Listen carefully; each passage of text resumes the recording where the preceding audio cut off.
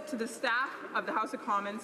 We owe it to the members in this place. We must address this issue with regards to sexual harassment and creating a safe and secure work environment for all. Thank you.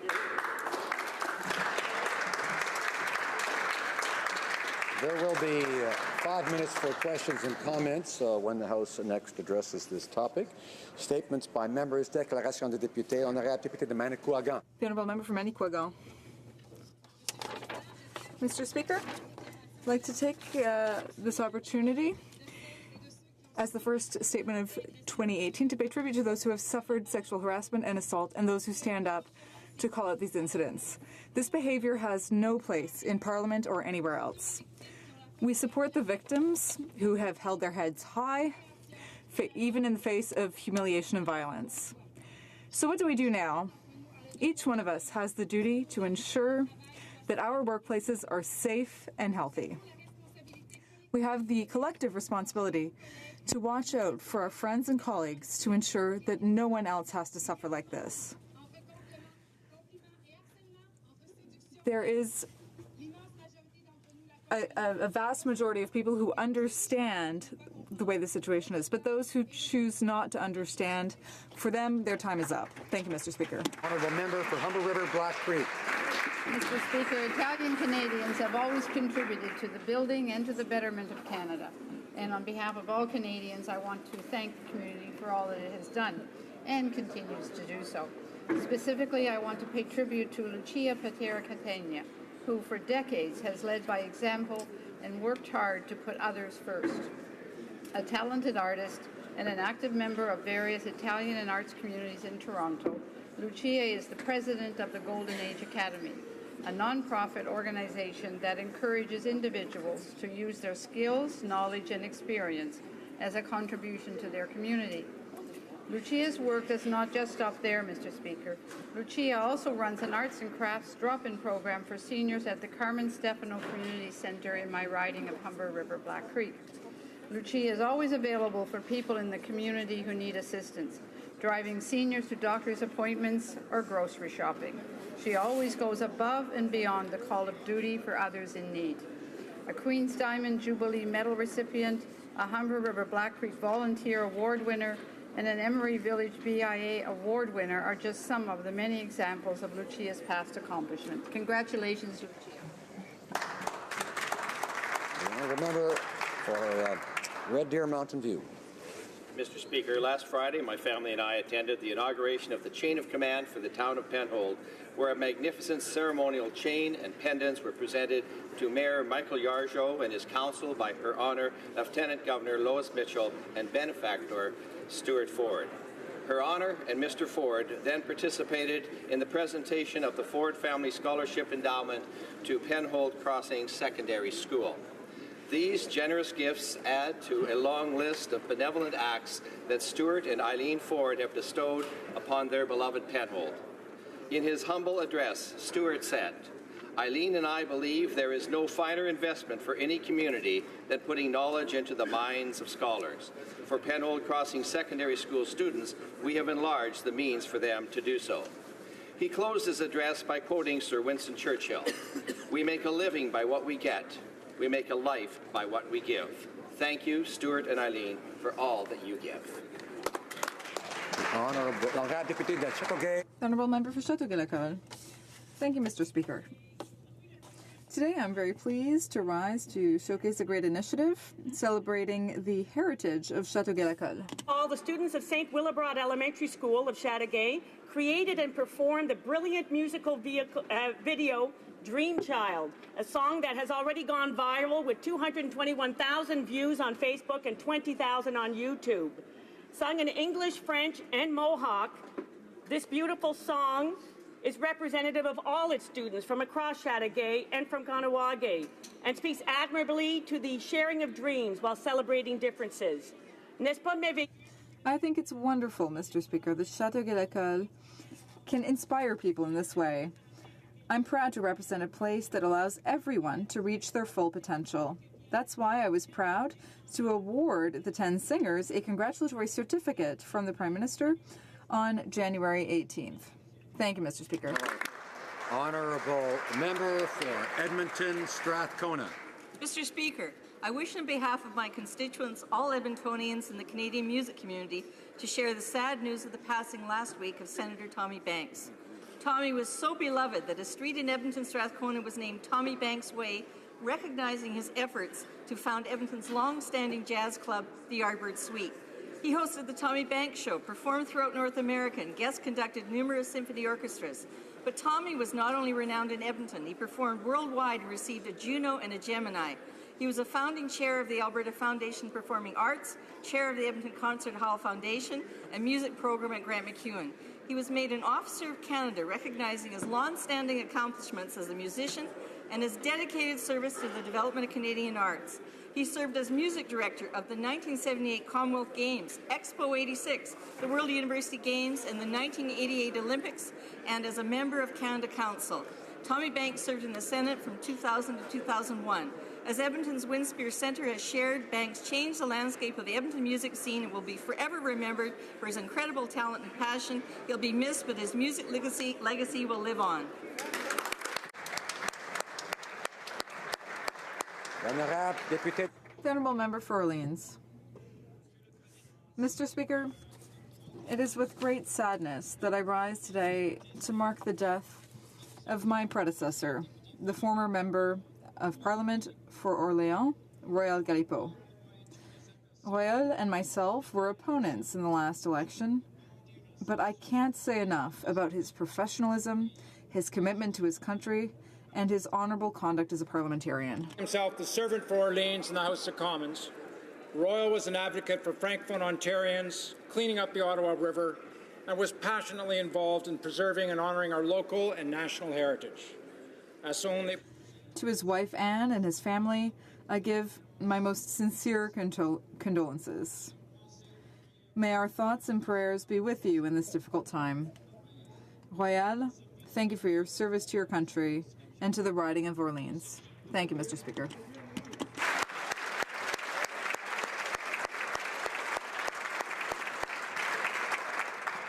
The honourable member for Calgary-Shepherd. Mr. Speaker, I rise to bring to the attention of this House the recent rise in human rights abuses perpetrated against minority groups in Pakistan. The Baloch Human Rights Organization reports that this past August alone, 91 people were extrajudicially executed and 138 individuals have disappeared. Women and children are the primary victims of these violations. Just days before Christmas, on December 17th, at least 9 members of the Christian community lost their lives in a terrorist attack at a Methodist church in Baluchistan's capital. The Mohajir people have also been regular victims of these increasing violent attacks. On January 14th, Hassan Zafar Arif, a professor of philosophy, was abducted by law enforcement agents, brutally tortured and killed on the basis of his criticism of the political and economic system in Pakistan, as well as his well-known allegiance to the Mutahida Qawmi movement, or the MQM. Today, I ask that all members join me in condemning these violations of human rights in Pakistan and recognize Canada's duty to work towards the elimination of sectarian and ethnic violence. Thank you, Mr. Speaker. Honourable member for Long Range Mountains. Thank you, Mr. Speaker. In the middle of our usual winter wonderland in the Long Range Mountains, Mother Nature had a change of plans.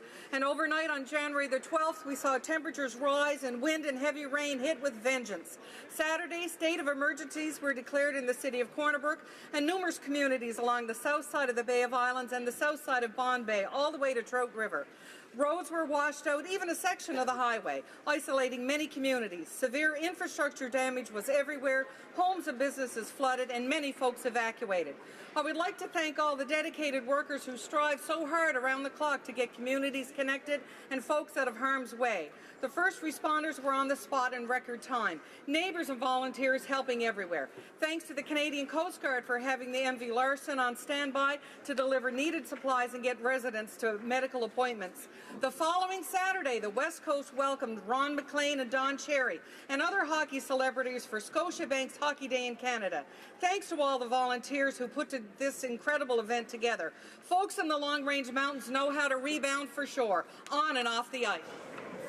Honourable member for Brampton North.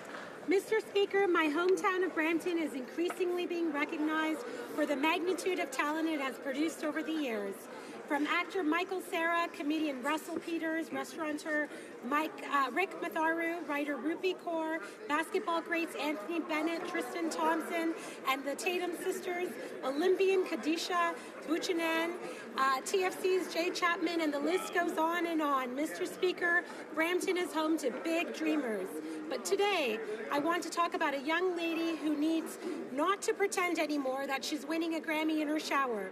Last night, Brampton raised Alicia Cara became the first Canadian-born winner of the New Artist Grammy, the Best New Artist Grammy. Alicia took the industry by storm with her debut single Here and followed up with some of my personal favorites, Wild Things and Stay. Congratulations, Alicia. I have no doubt we'll be hearing many more great things from you to come. Bravo. Bravo. The honourable member for Prince Albert. I rise today to congratulate the next Premier of Saskatchewan and new Saskatchewan Party leader, Scott Moe. I grew up with Scott back in Saskatchewan. He is a hard-working, honest, common-sense person, and while he has big shoes to fill, Saskatchewans are united behind Scott and his leadership. Premier-designate Moe will pick up right where Premier Wall left off, defending Saskatchewan against the federal government that doesn't understand our way of life and how policies made in Ottawa affect rural communities. He understands the terrible policies like the Prime Minister's carbon tax are just not in the best interest of Saskatchewan's families and economy. On behalf of my colleagues in our Saskatchewan caucus and our Conservative Party, I congratulate Premier-designate Moe and look forward to working with him as we continue to represent the hardworking people of Saskatchewan here in Ottawa. The honourable member for Ajax. Thank you, Mr. Speaker. It's hard to believe that in 1983, the Tamil community in Canada, or in the GTA, I should say, was less than 150 people. And today, not only in the GTA, but across Canada, it is not only one of the most populous communities, but one of the most vibrant and one that gives back so much to the Canadian community. And I want to say, as we celebrate Tamil Heritage Month, Vanakam, and to say to every Tamil Canadian, thank you for their remarkable contribution. I want to thank the member for Scarborough Rouge Park for his initiative to ensure that every year Tamil Heritage Month is recognized across Canada. And I was particularly proud to see in Scarborough, with him and with the Prime Minister, the opportunity to celebrate Tamil Heritage Month with the Prime Minister as well. Their rich culture and heritage makes our country great, and I will continue to fight every day to make sure that we also see truth and reconciliation in Sri Lanka. Honourable member for Parkdale High Park. Mr. Speaker, today marks 1 year to the day when 6 men were killed at the Centre Culturel Islamique du Québec. The men were in a mosque praying. They were killed for that reason alone. This act of terror was not simply an Islamophobic attack on Muslim worshippers. It was an attack on all places of worship and on the values we hold dear as Canadians, values of tolerance, equality, freedom of worship, and respect for diversity. We need to come together again. 1 year later, we've unfortunately seen that those who seek to divide rather than to unite are gaining ground through their words and actions. This reminds us that we need to remain vigilant to defend our multicultural, multi-faith, and diverse society here in Canada. Today, I call on all parliamentarians to speak up and to say clearly and unequivocally that hatred and intolerance have no place in our country. Thank you, Mr. Speaker.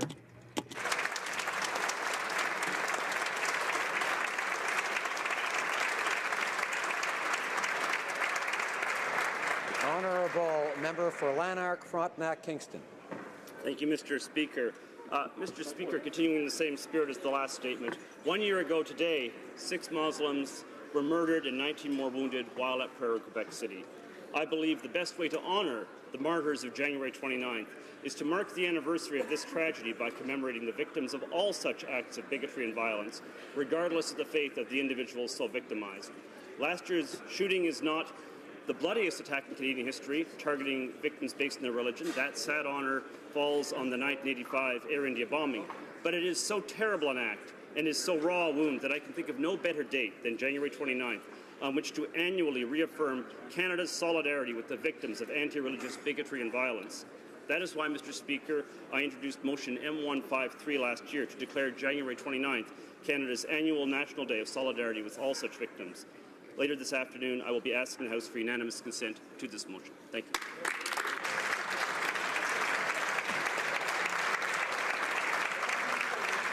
The honourable member for York Centre. Mr. Speaker, this past Saturday was International Holocaust Remembrance Day, a somber anniversary when we remember the murder of over 6 million Jewish men, women, and children during the Second World War. It's also a day when we recognize and remember the invincible spirit of those who survived this evil, among them the thousands of Holocaust survivors who built new lives for themselves and their families in my riding of York Centre and across Canada. Their enduring legacy of courage and triumph of spirit must continue to inspire us to combat anti-Semitism and all forms of systemic racism in our communities and around the world. We must guard against a resurgence of anti-Semitism and xenophobia and ensure that we never forget our obligation to stand up and speak out against hatred and prejudice wherever it may rear its ugly head. We remember.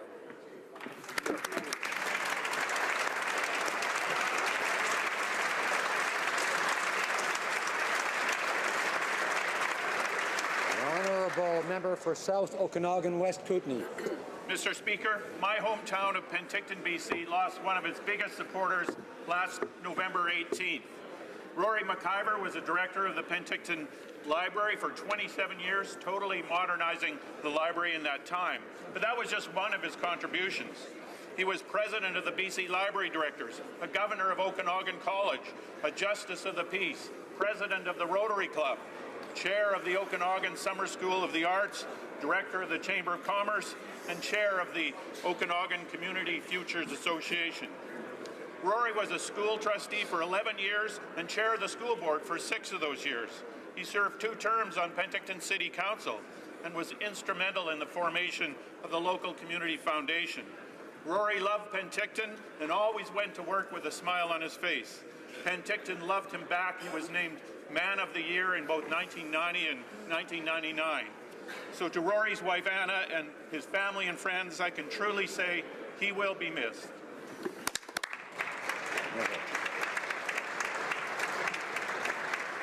The Honourable Leader of the Opposition. Mr. Speaker, I rise today on behalf of our caucus and our large Conservative family to mourn our friend Royal Galipeau, who passed away this weekend at the age of 71. An incredible parliamentarian, rarely missing a vote, even in the midst of his battle with cancer. He saw himself as a servant of the people, one with the duty to leave our institutions better than he found it. His contributions include serving as city councillor and a leader with the Ottawa Library Board. And I was proud to have personally witnessed his wonderful parliamentary mind at work when we served together as deputy speakers. Et il laissait rarement. He rarely let partisan politics get in the way of the issues that he cared about the most. We will all remember Royal for his fierce defense of the official languages of Canada. This was a passion that he showed regardless of political allegiance throughout his life. All of our caucus members are thinking of Royal and his wife Anne and his family. The people of Ottawa Orleans. Merci. Thank you.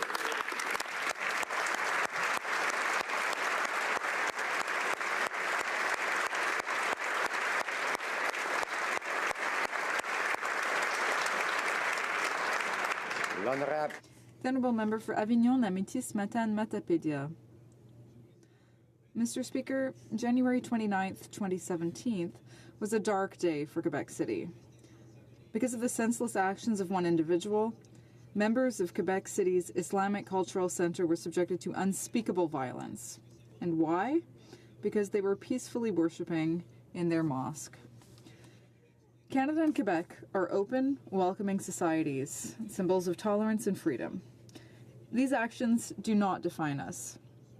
Rather, they represent everything that we reject as a society. Each one of us has the duty to remember these heinous violent actions and to work together to fight intolerance and racism. Karim Hassan, Azedine Soufiane, Abu Bakr Tabdi, Mamadou Tanou Bari, Ibrahima Bari, and Khaled Belkacemi, we remember. To those wounded in the attack, we remember. To the families and loved ones of the victims, we remember.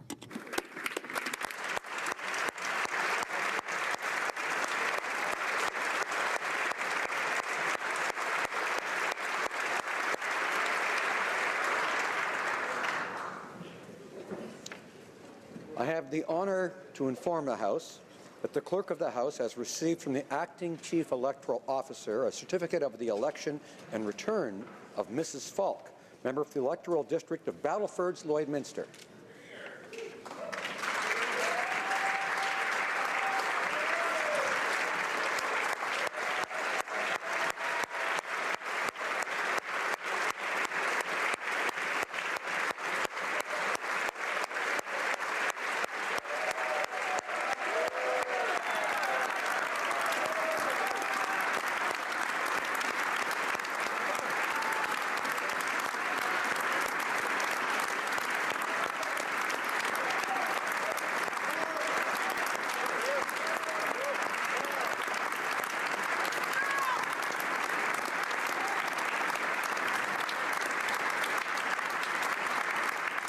Mr. Speaker, I have the honor to present to you Mrs. Rosemary Falk, member for the electoral district of Battlefords Lloydminster, who has taken the oath, signed the roll, and now claims the right to take her seat. Monsieur le Président, j'ai l'honneur de vous présenter Madame Rosemary Falk, députée de la circonscription électorale de Battlefords Lloydminster, qui a prêté serment, a signé le registre et réclame maintenant le droit de siéger.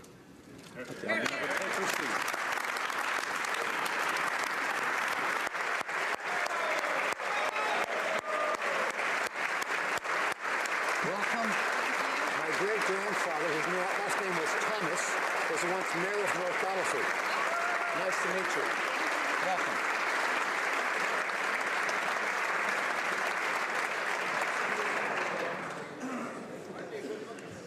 I have the honor to inform the House that the Clerk of the House has received from the Acting Chief Electoral Officer a certificate of the election and return of Mr. HoC, member of the Electoral District of South Surrey White Rock.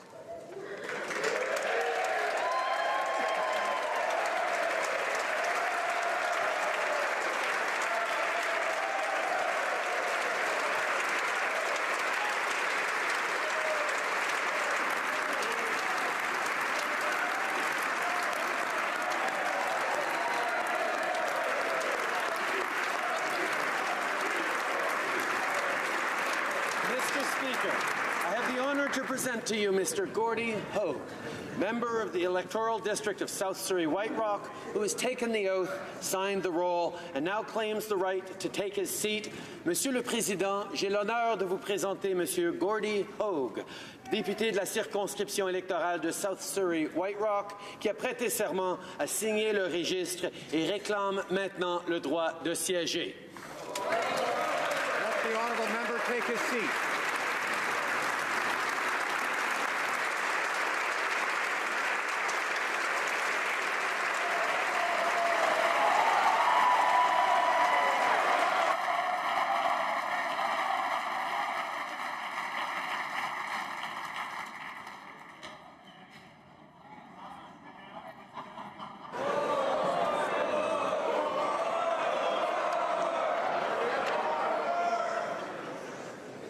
I have the honor to inform the House that the Clerk of the House has received from the Acting Chief Electoral Officer a certificate of the election and return of Mr. Rogers, member of the Electoral District of Buena Vista, Burin Trinity.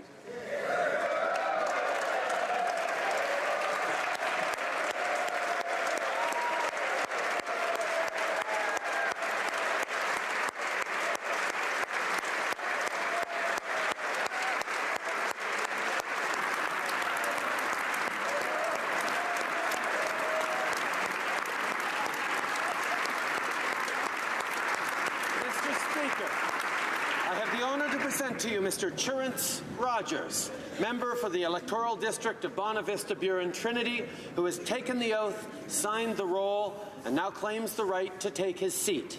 Monsieur le Président, j'ai l'honneur de vous présenter Monsieur Churence Rogers, député de la circonscription électorale de Bonavista Buren Trinity, qui a prêté serment à signer le registre et réclame maintenant le droit de siéger.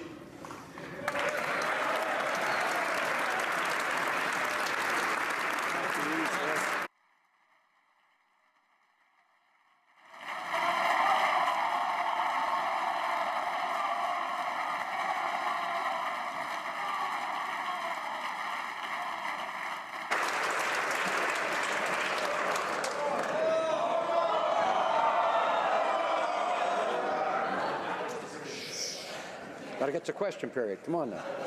I have the honor to inform the House that the Clerk of the House has received from the Acting Chief Electoral Officer a certificate of the election and return of Ms. Yip, member for the Electoral District of Scarborough Agincourt.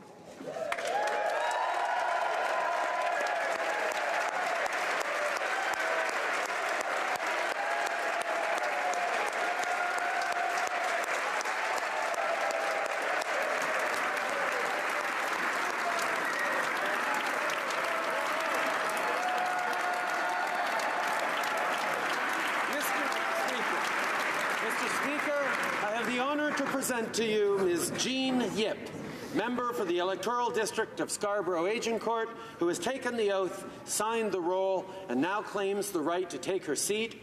Monsieur le Président, j'ai l'honneur de vous présenter Madame Jean Yip, députée de la circonscription électorale de Scarborough Agincourt, qui a prêté serment à signer le registre et réclame maintenant le droit de siéger.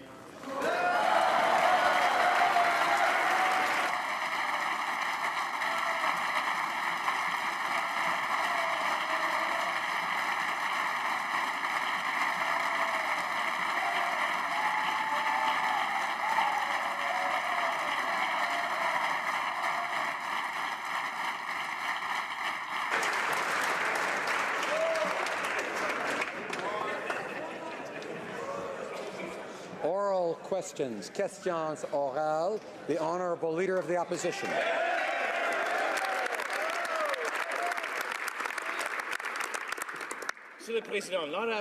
Mr. Speaker, the Honourable Member for Papineau has the distinction of being the first leader of Canada to have violated the Ethics Act.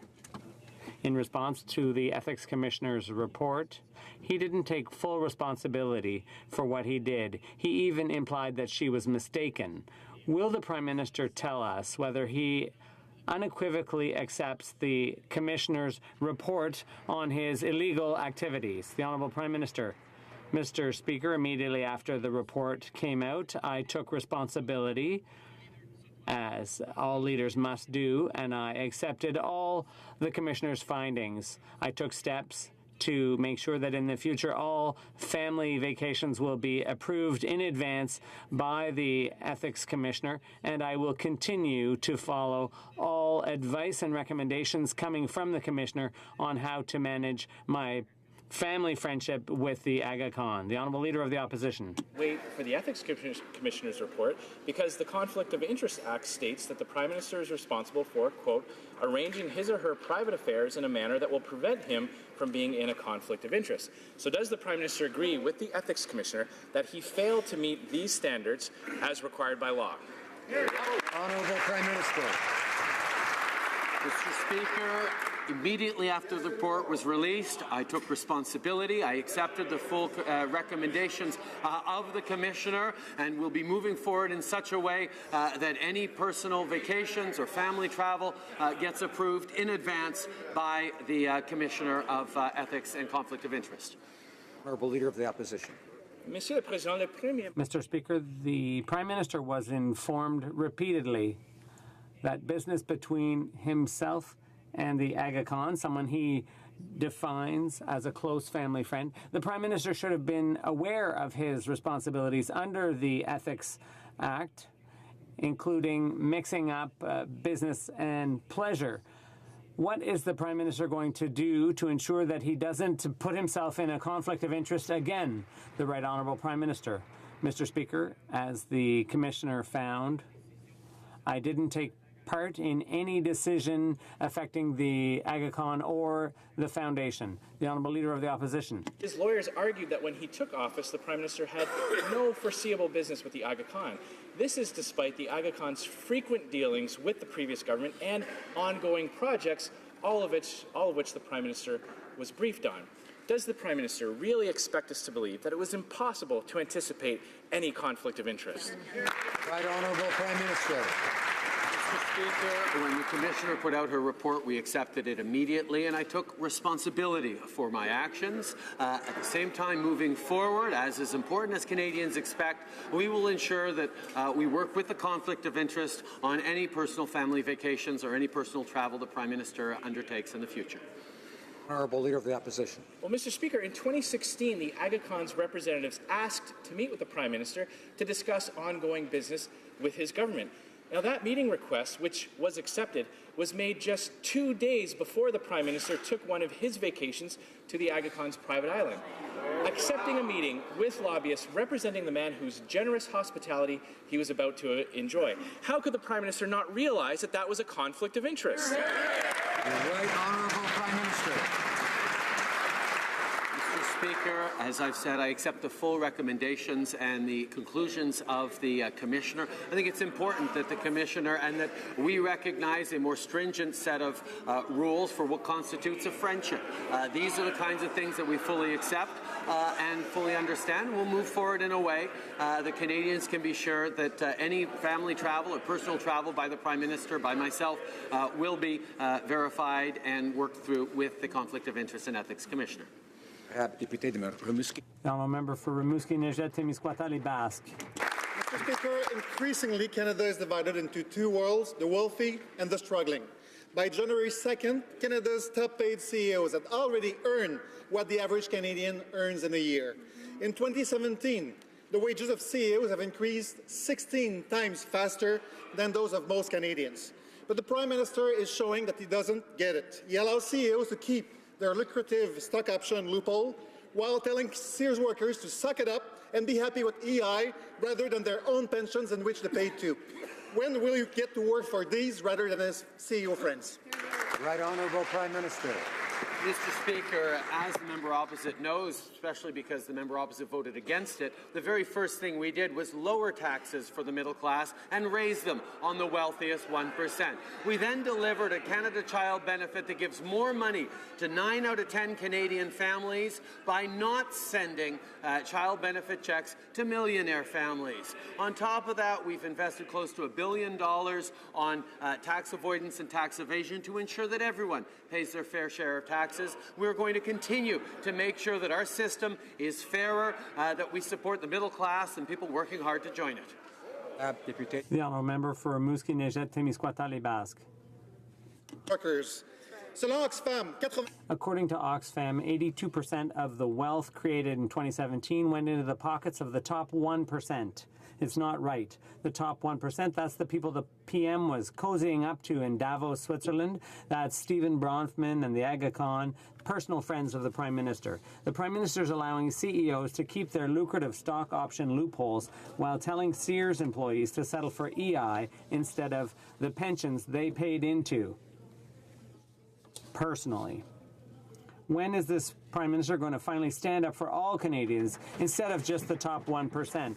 The Right Honourable Prime Minister. On the contrary, Mr. Speaker, the first thing we did in this government was lower middle-class taxes and increase them on the wealthy. Then we delivered the Canada Child benefit, which puts more money every month into the pockets of 9 out of 10 families, and that's non-taxable.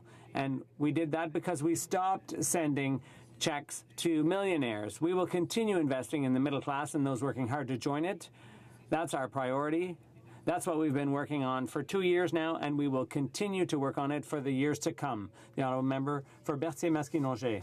Shaken by the allegations that have come to light over the past few months and days. I want to take the opportunity to tell those that have come forward that we support you, we believe you, we hear you, and we will do absolutely everything we can to change the culture here on Parliament Hill.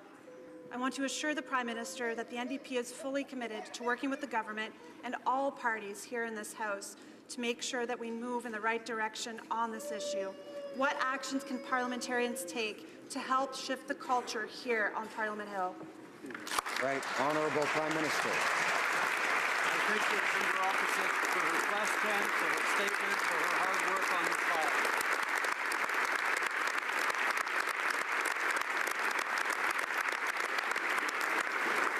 It is important that women and men break the taboo of silence, become allies and supporters in standing up against gender violence, standing up against sexual harassment and sexual assault in workplaces, in homes, in communities right across this country. This is a problem that has gone on far too long, and it is time we dealt with it, particularly here in Parliament, where we set an example for the rest of the country. That's why with Bill C-65, we're committed to taking an important step towards improving workplaces in federally regulated industries in Parliament Hill. And I look forward to working with members of all parties on improving and ensuring that this legislation moves forward. The honourable member for Berthier-Masquinongé. Berthier-Masquinongé. We're really happy to hear it, but we also have solutions to suggest. An obvious way to change the culture here on the Hill is to elect more women. The Prime Minister has often said it was important to elect more women, but he has rejected tools proposed by the member for Burnaby, including gender parity for candidates, and NDP proposals around electoral reform. Today, only 26% of us here are women. What does the Prime Minister intend to do to get more women elected federally? The Right Honourable Prime Minister.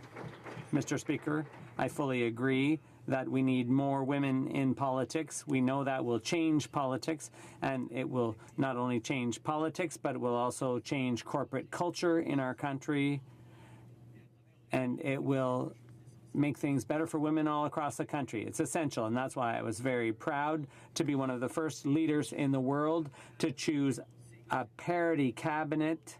We know that's important too.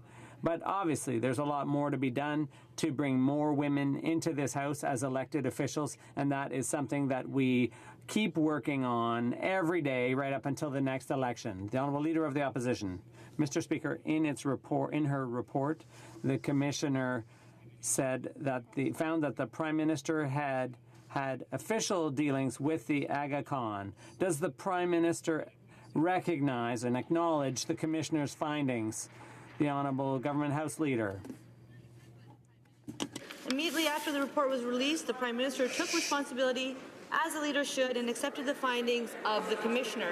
The Prime Minister has taken steps to ensure that all future family vacations are cleared ahead of time with the Office of the Conflict of Interest and Ethics Commissioner. The Prime Minister will continue to follow any advice and recommendations that the Commissioner has. Thank you, Mr. Speaker. Chef de l'Opposition.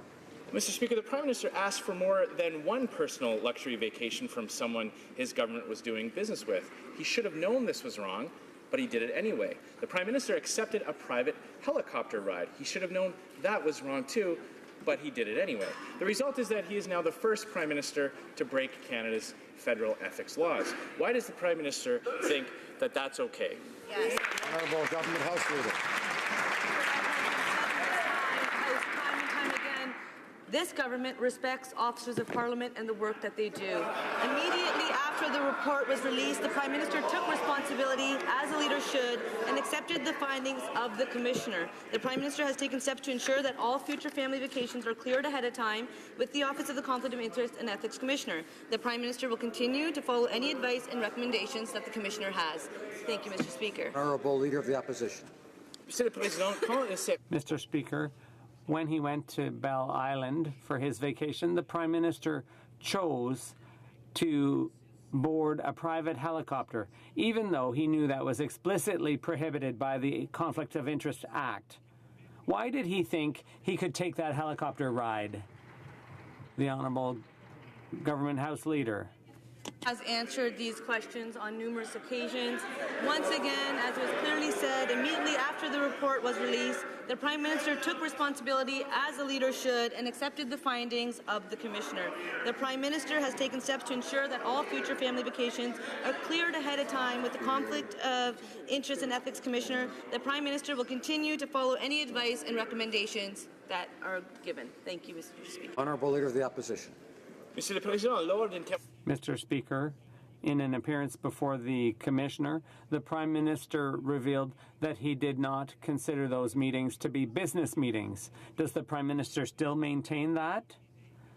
That an organized meeting with the AgaCon has nothing to do with the Government of Canada's business? The Government House Leader. One thing that is clear in regards to this government, which the previous government did not do, is that we are committed to engaging and having conversations with Canadians, whether those are tough conversations, whether that is feedback as to how we can actually respond to the very real challenges that they are facing. In regards to the report, immediately after it was released, the Prime Minister took responsibility as a leader should and accepted the findings of the Commissioner. We have been in our constituencies for several weeks. The Prime Minister has been available at town halls. Numerous questions have been posed directly of him, and he has been available to answer them. Thank you. Order. Members seem to have forgotten that one side speaks and the other side speaks, and the rest of us listen.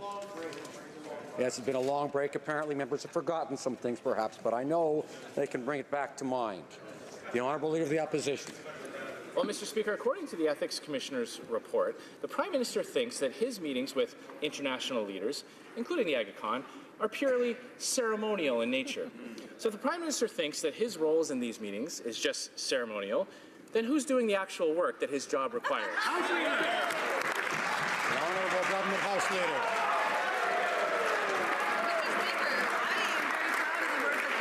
And this government does. And if we want to actually look at the work that this government's doing, let's look at the economy. 750,000 jobs created by Canadians for Canadians. Highest growth in any G7 country. There is more confidence in this government and in Canadians today than there was 3 years ago when the previous government was there. This government will continue to work on behalf of Canadians to respond to the very real challenges that they are facing. Mr. Speaker, I'm proud to serve alongside this Prime Minister. Thank you, Mr. Speaker. Well done. The Honourable Leader of the Opposition. Well, Mr. Speaker, it was this Prime Minister who tried to hide from Canadians the details about his unethical vacations. He didn't want anyone to know where he was or who he was with. And he didn't start coming clean with Canadians until after he was caught. And even then, it took a year-long investigation for any details to come to light. So if the Prime Minister didn't think that there was anything wrong with these trips, why did he go to such lengths to hide it? Honourable Government House Leader. Issue, we have been clear from the very beginning. We have said that we will work with the Commissioner and answer any questions that the Commissioner has, and we have done exactly that. We respect officers of Parliament. We know they are here to do important work, and we will encourage them to do that important work on behalf of Canadians. Thank you, Mr. Speaker. The Honourable Member for Hamilton Mountain. Mr. Speaker, the Prime Minister is out of touch with the everyday lives of working Canadians. Last week, he actually suggested that Sears Canada workers who face losing pensions and health care benefits could simply rely on EI and CPP. Talk about a backup plan. There's something simple this government can do. Support measures in my bill that help workers like those at Sears Canada from ever again being faced with losing their pension benefits. Instead of monitoring the situation, when will this government break from tradition and get to work to protect our workers? The Honourable Minister of Economic Development. Mr. Speaker, I'd like to take this opportunity to say I want to thank the member actually for his hard work and advocacy on this issue. And I understand the challenges that many workers, their families and communities face across this country. And my heart goes out to all those that are affected. As the member well knows, Service Canada, for example, has been meeting with representatives. They've had over 282 sessions across the country to assist employees, their families, and workers as well, Mr. Speaker. I understand Sears Canada's pension funds are held in trust and must be used for the benefit of the pensioners. So this is really important to note, Mr. Speaker. And when it comes to the situation, the member knows full well, we're willing to engage with him to assess all our options. Honourable Member for Timmins, James Bay. Mr. Speaker, when the Prime Minister was hanging out with his billionaire friends at Davos, he made very clear his indifference to the corporate pension robbery at Sears. Those retirees have no friends with this government. I mean, look at the Finance Minister. His family business, Morneau Chappelle, had the contract to roll up the Sears pension fund. He's told the investors about the opportunities of going after defined plans, and he's brought in the legislation, Bill C-27, to make it possible. So at the very least, will the Finance Minister withdraw Bill C-27 and recuse himself from any discussions about the Sears workers? Honourable Minister of Economic Development. Mr. Speaker, the member opposition know full well when it comes to the Sears employees, we've been engaging with them, we've been working with them because we know the challenges that they're going through. We know the impact this has on many different communities.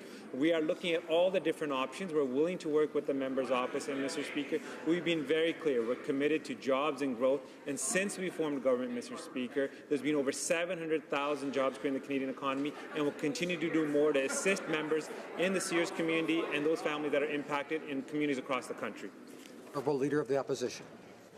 Mr. Speaker, this Prime Minister is the first Canadian leader to violate our ethics legislation by accepting luxury vacations and sticking Canadian taxpayers with the bill.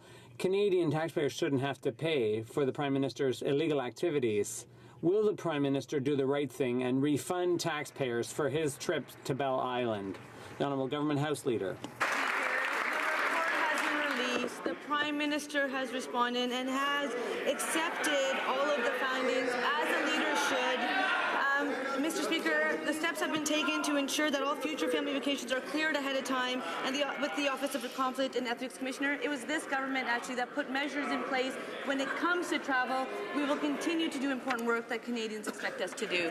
Thank you, Mr. Speaker. The Honourable Leader of the Opposition. Order. If the Prime Minister went to Expedia to book a private island vacation like the ones he accepted, he would be paying tens of thousands of dollars per night. And in addition to that, the Prime Minister billed taxpayers $200,000 in travel and staff expenses for his illegal vacation. Now, we now know that it was wrong for the Prime Minister to accept these luxury vacations. So I'm asking the Prime Minister, if he's going to take responsibility, he can answer, will he pay taxpayers back for the costs he left them? Honourable Government House Leader. Certain things that need to take place every single time the Prime Minister travels. They're provided the resources that they need to ensure that the Prime Minister is able to do and carry out the functions that the Prime Minister has, Mr. Speaker. When it comes to the report that the Commissioner has released, the Prime Minister has accepted those findings. We will continue to work on behalf of Canadians. Thank you, Mr. Speaker. The Honourable Leader of the Opposition. We know that the Prime Minister asked the Agnicon for access to his private island to use for his personal vacations. We know that the Prime Minister accepted a private helicopter ride during at least one of these vacations. These actions by the Prime Minister weren't just wrong, they were illegal.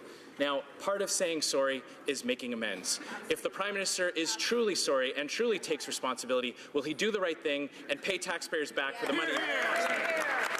Honourable Government House Leader. And as was the case for the and as the former Commissioner herself stated, security costs are incurred wherever the Prime Minister travels. Mr. Speaker, this government will continue to work with commissioners, with officers of Parliament to do the important work that we are here to do. Thank you, Mr. Speaker. Honourable Chef de l'Opposition. Honourable Leader of the Opposition. Taxpayers do support the Prime Minister when he travels, but they shouldn't be expected to support his costs when he's breaking the law.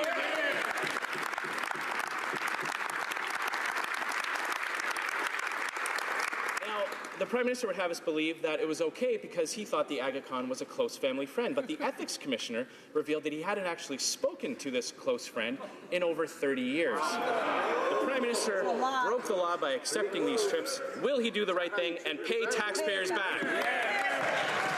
Honourable Government House Leader. As has been said, the report was released. The Prime Minister accepted those recommendations. The Commissioner also found that the Prime Minister did not participate in or make any decisions relating to the Aga Khan or his institutions, as has sometimes been implied by the opposite side. It's unfortunate. This government is here to work on behalf of Canadians to respond to the very real challenges that they are facing. We will continue to work on behalf of Canadians. Thank you, Mr. Speaker. Honourable Member for Essex. Last week, after media reports, Liberals finally admitted that they've signed on to the CPTPP, not only blinding stakeholders on the ground working on NAFTA, but ignoring consultations where 95% of Canadians rejected the old TPP. Experts are saying Canada stands to lose 58,000 jobs, but the government is still moving full steam ahead. It's unacceptable that Canadians don't know what their government has committed them to when other countries like New Zealand are being transparent. What's in the CPTPP is anyone's guess. When will the Liberals release the text and come clean with Canadians? The Honourable Parliamentary Secretary to the Minister of International Trade. Mr. Speaker, I am more than happy to talk about the consultation work that was done on CPTPP. Our government engaged in 2 years of robust consultation, 41,000 letters, over 800 stakeholder meetings, and on top of that, 400 witnesses at the International Trade Committee, of which my colleague is a strong member. If there's one thing that was clear in all those submissions, it's that this is a great deal for our economy, a great deal for Canada's workers, and this is a better deal for Canadians because of Canadians. Thank you, Mr. Speaker. The Honourable Member for Jonquière. Mr. Speaker, whether it be NAFTA or the TPP, this government has not shown the transparency that Canadian men and women deserve. As we saw with the European trade deal, the Liberals are willing to jeopardize our supply management system for the sake of a quick free trade deal. When will this government be transparent? When will this government protect the jobs of Quebecers and Canadians? Honourable Minister of Agriculture. Mr. Speaker, I appreciate my honourable colleague's concern, but I'm sure she's fully aware that this deal creates a great opportunity for our farmers and ranchers right across this country. Also, we understand very well the importance of supply management. This is the party that fought to implement it, and this is the government that will defend it. We will sit down with the supply management sector and discuss how we're going to move forward. Thank you, Mr. Speaker. Honourable Member for South Shore, St. Margaret's. Mr. Speaker, Canada's prosperity depends on young Canadians to get the education and experience they need to prepare for the jobs of today and tomorrow. Last summer, thanks to Canada's Summer Jobs Program, more students in my riding of South Shore St. Margaret's had summer employment. They earned money, made friends, and had experiences that they will always remember. As the students and parents prepare for another summer, can the Minister update this House on the Canada Summer Jobs Program of 2018? Hear, hear. Minister of Employment. Mr. Speaker, I'd like to thank my colleague from South Shore St. Margaret's for her question. And since 2015, I'm very proud that our government has nearly doubled the number of summer jobs for young students all across this country. We've given more young people meaningful work experiences, the chance to enhance their resumes, contribute to their communities, and earn that money they need going forward into their next year of study. The deadline for employers to apply for the next Canada Summer Jobs period is February 2nd, and I encourage all employers, especially small businesses, to apply. The Honourable Member for Lévis-Lotbinière. Mr. Speaker, the Prime Minister refused to appear before the Conflict of Interests and Ethics Standing Committee to explain his actions regarding 2 trips to a private island. Mr. Speaker, why does the Prime Minister not think that he should come himself before the committee and explain to all Canadians why taxpayers should be paying for his illegal vacations?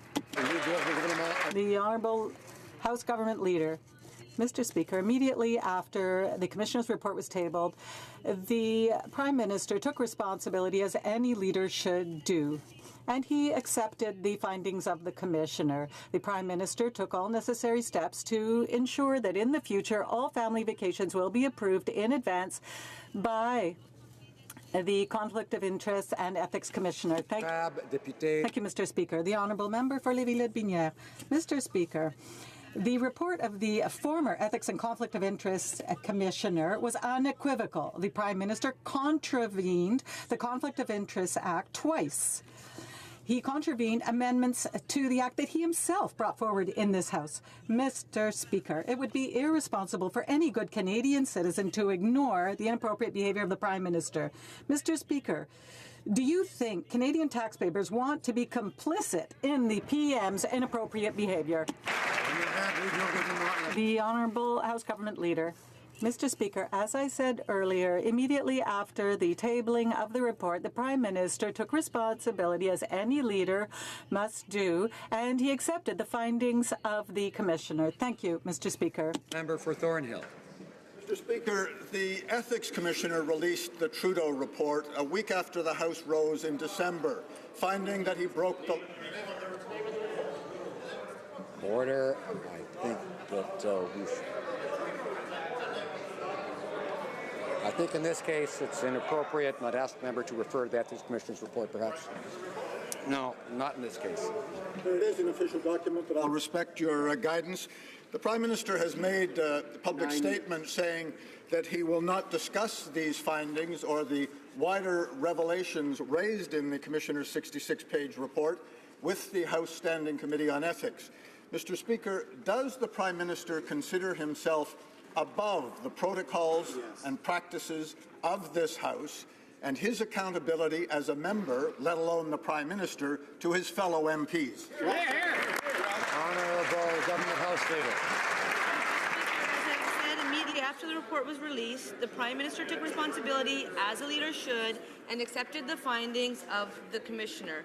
When the report was released, the Prime Minister immediately addressed Canadians, accepted the Commissioner's finding, and took responsibility. Since the new year, the Prime Minister has taken part in a number of town halls across the country, with more to come, and has answered unscripted questions directly from Canadians, and has answered over 1,400 questions from members of Parliament in this House since the election. Thank you, Mr. Speaker. Second member for Thornhill. Order. No answers to questions coming out of the Ethics Commissioner's report. Mr. Speaker, the Commissioner found that among the laws the Prime Minister broke, that the Prime Minister received an illegal gift. The taxpayer is also on the hook for the Prime Minister's decision to receive this illegal gift. Mr. Speaker, will the Prime Minister repay the almost $250,000 in security, staffing support, per diems and technology generated by a holiday trip he should never have taken at the taxpayer's expense? Honourable Government House Leader. Mr. Speaker, as has been the case for this Prime Minister and previous Prime Ministers, there are certain resources that travel with the Prime Minister. The Commissioner also found that the Prime Minister did not participate in or make any decisions relating to the Aga Khan or his institutions. Mr. Speaker, this Prime Minister, this government will continue to work with officers of Parliament so that they can do the important work that they do. Thank you, Mr. Speaker. The Honourable Member for Saint-Hyacinthe-Bagot. Mr. Speaker, in Quebec and in the Maritimes, workers in seasonal jobs have been speaking out for a long time against the government's lack of action on the employment insurance black hole. The Liberals promised to help working men and women by solving the problem. But it's been more than 2 years now and nothing has happened. In a few weeks, many families will be without an income. It's outrageous. After all these calls for help, why must seasonal workers still wait? The Honourable Minister of Social Development. Thank you very much, Mr. Speaker. I am pleased to be able to say once again how important it is to speak to the importance of the employment insurance to support our workers, not only in a precarious situation, but also because they require that support for their communities and for employers who need them to help to continue to develop their communities, especially in seasonal situations, which we know are very difficult throughout Quebec and the Maritimes. Mr. Speaker, we will be implementing significant measures over the coming months to reinforce employment insurance as we have done, and we will continue to do so. Churchill, Kiwatnook, ASCII.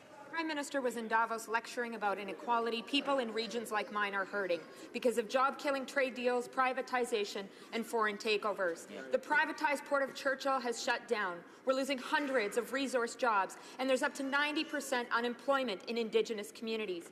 When will the Prime Minister admit that growing inequality and the loss of good jobs is because of decades of Liberal and Conservative policies that are hurting Canadians? Honourable Minister of Economic Development. Mr. Speaker, we have been very clear about our support for Churchill. I had personally had the opportunity to visit Churchill, to make investments there to promote economic development. And since we formed government, Mr. Speaker, there's been over 700,000 jobs that have been created by Canadians. This has led to the lowest unemployment rate in the last 40 years at 5.7%. And we'll continue to work hard on behalf of Canadians. We're going to focus on growth and jobs, and we're going to continue to assist the individuals and the families in Churchill, Mr. Speaker. Honourable Member for Elgin, Middlesex, London. Mr. Speaker, despite being forced to settle a constitutional court case regarding Canada Summer Jobs last year, the Liberals are attacking the very people they claim to help. By forcing groups to sign the Prime Minister's values test, the government is denying help to groups to provide aid to refugees, run daycare programs for kids with disabilities, and help at-risk youth. Shameful. So on behalf of these organizations from across Canada, will the Liberals finally remove this values test from the Canada Summer Jobs application? Honourable Minister of Employment. Mr. Speaker, our government knows that funding should never go to pay for work that seeks to actively undermine Canadians' rights. And unlike the Harper government, Conservatives, who had no problem funding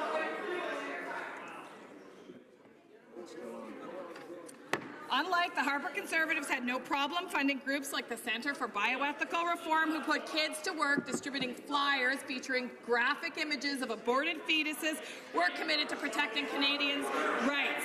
What's relevant is ensuring that taxpayers' dollars don't go to these activities. Is the member opposite saying that she is opposed to reproductive freedom?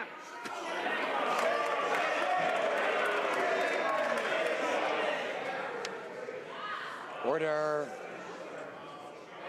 Order.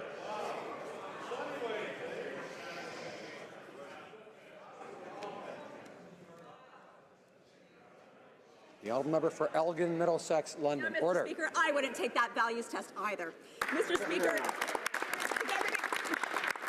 the government claims it's issued a clarification about its intentions, but it still hasn't changed the attestation it demands applications to sign. Many for the not-for-profit organizations whose mandate is simply to help vulnerable Canadians will not check the box because a clarification by this government does not change the wording plainly in this attestation. So will the government take the logical next step, remove the values test attestation, and extend the deadline so that groups previously excluded will have time to apply? Honourable Minister of Employment. Opposite says that she would not attest to supporting the Charter of Rights and Freedoms and a woman's reproductive to choose. We know that government funding should never go to undermine Canadians' hard-won rights and freedoms. So, Order. Members on both sides will have very strong views on this subject, and we have to try to manage that so that we restrain ourselves. In spite of strong views and strong feelings on things, it's important that we allow each side to be heard. The Honourable Minister of Employment has the floor. well, the member opposite has stated that she would not tick the box to attest to the Charter of Rights and Freedoms and the women's reproductive rights. However, we know that government rights should never go to funding to actively undermine Canadians' rights. And that's why we know that unlike the Conservatives, organizations like the Centre for Bioethical Freedom should not be entitled to use Jobs for Kids money to support their activities, which fundamentally... Order. The Honourable Member for Beauport-Côte-de-Beaupré, Île d'Orléans, Charlevoix.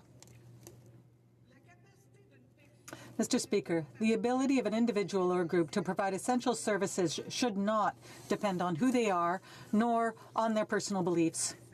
Recently, the government recognized this by apologizing to the LGBTQ2 community, several members of which were dismissed from the public service. So why, when it comes to funding for summer jobs, does the government think that it's acceptable to impose their values test to determine who gets funding or not from the government. The Honourable Minister of Employment. Mr. Speaker, it's clear that the Harper Conservative ideology is still alive and well with the members opposite. We know that government funding should never go to undermining Canadians' rights and freedoms, Mr. Speaker. And in fact, while the Conservative leader's campaign manager was arranging internships for organizations that oppose women's rights, the Government of Canada will not be funding them. Canadians expect that their government will stand up for the rights of women, for the LGBTQ2 community, and we will uphold them all the way, and that's exactly what this government is doing. Order. The Honourable Member for Mission Matsqui Fraser Canyon. Mr. Speaker, I met the Statmut Chief Counsel in Lillooet late last year with one of the most pressing issues raised being the need for increased federal support for the community's tribal police service. Can the Minister of Public Safety and Emergency Preparedness please update this House on what he is doing to ensure that the First Nation and Inuit communities are receiving the necessary funding to properly serve and protect their communities? Great question. Great question. For Public Safety. Mr. Speaker, I thank the member for Mission Matsqui Fraser Canyon for his question, and I'm glad to report that we recently announced Canada's largest investment in Indigenous policing since 1991. Funding of over $290 million will mean better equipment and wages for more than 1,300 police officers and the addition of 110 new officer positions in Indigenous communities. The funding is also ongoing and indexed so Indigenous communities can rely on it for the long term. The Honourable Member for Mégantic-L'Érable. Mr. Speaker, where was, where is, and where will be the Minister of Agriculture? The milk, egg, and poultry producers seem to have once again been forgotten by the Liberal government. They have had to pay the price of a Prime Minister who mocked his partners by not showing up at a meeting in November. The NAFTA negotiations are at a crucial stage. Will the government commit today to implement mitigation steps for producers as the previous Conservative government committed to doing? Honourable Minister of Agriculture. Thank you very much, Mr. Speaker, and I can assure my honourable colleague that this government has and will continue to support the supply management system. As I said many times in this House, it's a symbol for the world. And I indicated before, and I want to indicate again, we're the party that fought to implement supply management, and I can assure my honourable colleague that we're the government that's going to defend supply management. Thank you, Mr. Speaker. Honourable Member for Esquimalt, Saanich-Sooke. In November, in committee, the Minister of Defence promised to look at Phoenix pay issues from 3 DND civilian employees in my riding and fix them before Christmas. They came to Ottawa to represent more than 1,000 federal employees in my riding alone with serious pay issues, including a single parent who's been underpaid by more than $20,000. 2 months later, the 3 who received the minister's personal assurances hadn't even been contacted, let alone had their pay problems fixed. When will this minister take action to make sure that all of his employees are properly paid so they can get on with their work, which is so important to the defence of Canada? Honourable Minister of Public Services and Procurement. Mr. Speaker, fixing the Phoenix pay problem remains my top priority, and I can assure the member and all members that we are leaving no stone unturned as we work tirelessly to resolve this issue for Canada's public servants. Our public servants will fix this on behalf of Canadians, and let me assure the member opposite that I will look into his 3 cases immediately. Thank you. The Honourable Member for Pontiac. Monsieur le Président. Mr. Speaker, the Canadian organic foods industry is one of the agri-food sectors that is the fastest growing in Canada, thanks to our organic foods producers and processors who are respected the world over for their nutritious quality foods. With retail sales totaling more than $5 billion in 2017, this is an important industry, including in Pontiac. Can the Minister of Agriculture tell this House what our government is doing to help our organic food producers? Minister of Agriculture. Merci, Monsieur le Président. Thank you, Mr. Speaker. Thank the member from Pontiac for his hard work on the Canadian organic sector. Last Friday in Guelph, I was proud to announce the federal funding in support of Canadian organic standards. This funding will help our organic industry remain competitive at home and around the world. Working together with our world-class organic producers, we will reach our government's $75 billion of agricultural exports by 2025, grow our economy, and increase the middle class. Thank you, Mr. Speaker. One member for Calgary Nose Hill. When asked why he met with Joshua Boyle, the Prime Minister said that he meets with people who have been freed after, quote, overseas ordeals. I always try to defer to meeting with more people rather than fewer people. I think that's something that's important to do. Yet Ahmad Mishko Tamo, a Yazidi boy who was held captive for 3 years by ISIS, who arrived in Canada only after months of political pressure, has asked for a meeting with the Prime Minister. Why did the PM rush to meet with Joshua Boyle, but has yet to meet with Ahmad? The Minister of Immigration. Speaker, no government mission has made us prouder than the mission to rescue and resettle and provide safety for survivors of Daesh, mainly Yazidi women and girls. We have resettled over 1,000 Yazidi women and girls in Canada. We're on track to resettle the remaining 100. We're proud of that commitment. We will continue to expedite those cases as part of the privately sponsored refugee program. We made a commitment to this House, and we're proud to deliver on that commitment. The Honourable Member for Pierre Boucher, Les Patriotes, Verchères. Mr. Speaker, when Quebec asked for more time to prepare for pot legalization, Ottawa said no. Now we know why they were in such a hurry. The cannabis industry is a Liberal industry. It's the new Liberal turf. If you work for the Liberals, then after, there will be a job for you in the pot economy. When will the Liberals stop working in the interests of their friends and start working for everyone? The Honourable Minister of Health. Mr. Speaker, protecting the health and safety of Canadians is a priority for our government. Our current approach for cannabis is not working. It has allowed criminals to pocket the profits and has not succeeded in keeping pot out of the hands of children. We will provide a strict, robust legal framework for the sale, distribution of cannabis in Canada. Thank you. The Honourable Member for Rivière-du-Nord. Mr. Speaker, they don't seem to understand. They're anonymous, wealthy investors from tax havens who have invested no less than $165 million in pot production in Canada. Anonymous investors, maybe even organized crime, have financed the Liberals' grand cannabis legalization plan. Will the government ensure that this list of investors will be made public? The public has a right to it, and we demand it. The Honourable Minister of Health. Thank you, Mr. Speaker.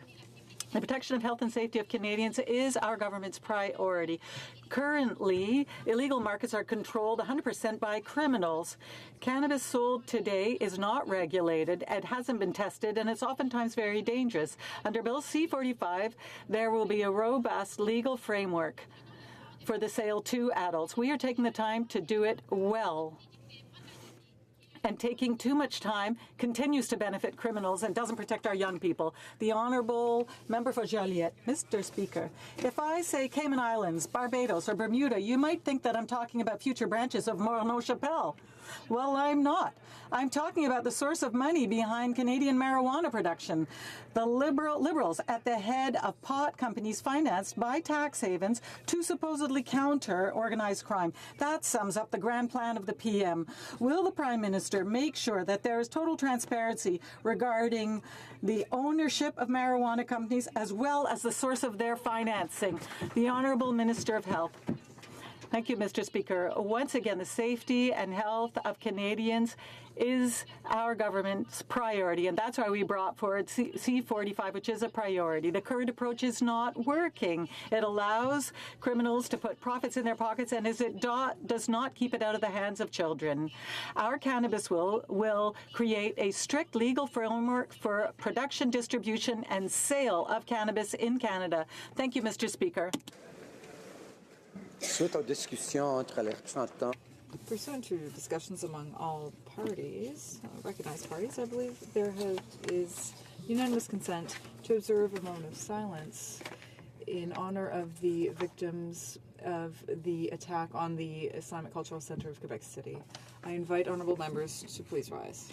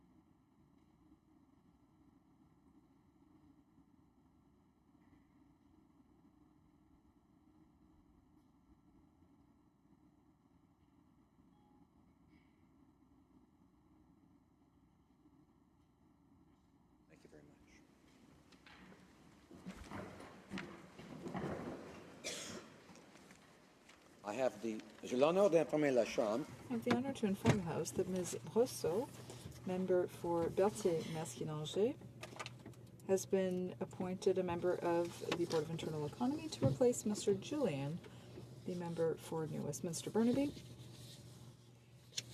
under Section 50 of the Parliament of Canada Act. Pursuant to Section 79.22 of the Parliament of Canada Act, it is my duty to present to the House a report from the Parliamentary Budget Officer entitled PBO and Finance Canada Long-Term Projection Comparison. Conformément à l'article 60. Pursuant to Section 79.2 of the Parliament of Canada Act, it's my duty to present to the House a report of the Parliamentary Budget Officer entitled Economic and Financial Update, January 2018. Pursuant to Section 28 of the Conflict of Interest Code for members of the House of Commons, it is my duty to present to the House the report of the Conflict of Interest and Ethics Commissioner on an inquiry in relation to the Right Honourable Prime Minister.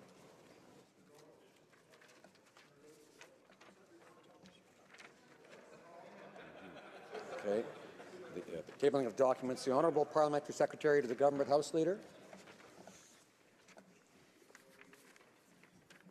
Yes, thank you, Mr. Speaker. Pursuant to Standing Order 36(8), I have the honour to table in both official languages the government's responses to 107 petitions. Introduction of government bills. Déclaration des ministres. Statements by ministers.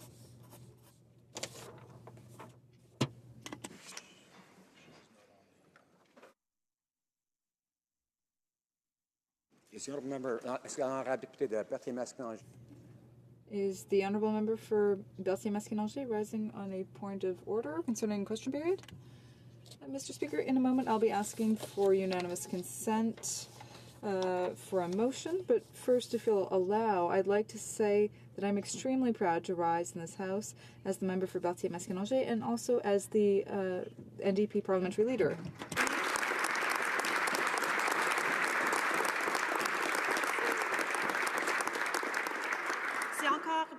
This is very significant because currently